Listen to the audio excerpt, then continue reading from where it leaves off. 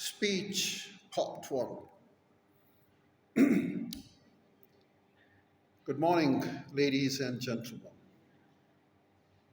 English Language 1123, Paper 2 Writing, Section A Directed Writing.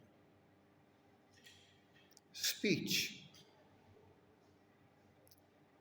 I've got an overview of speech. The purpose of a speech is often to inform or persuade an audience. Speeches are usually written to be spoken directly to an audience and can be used to entertain, influencing the listeners that the viewpoint of the speaker is correct. Speeches can also be used to encourage the audience to take action or to change their behavior in some way. For example, to join a particular school club or society, or to recycle more.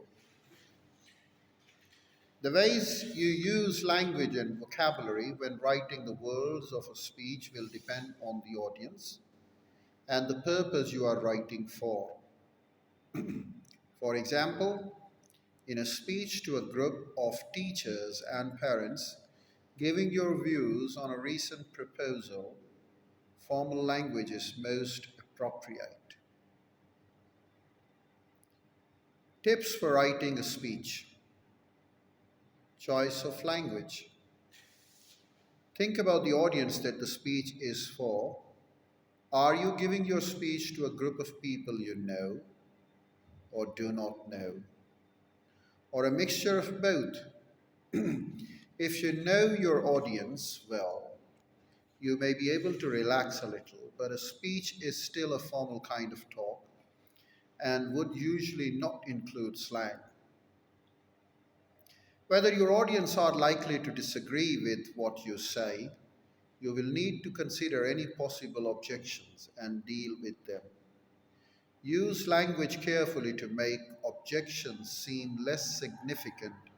For example, using phrases like, a few people may still think, however, the reason you are giving this speech and how you feel about this topic.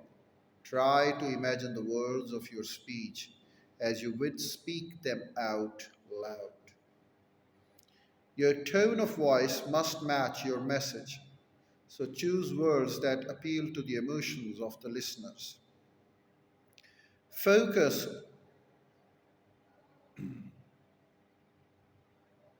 focus on what you want your audience to know and feel by the end of your speech.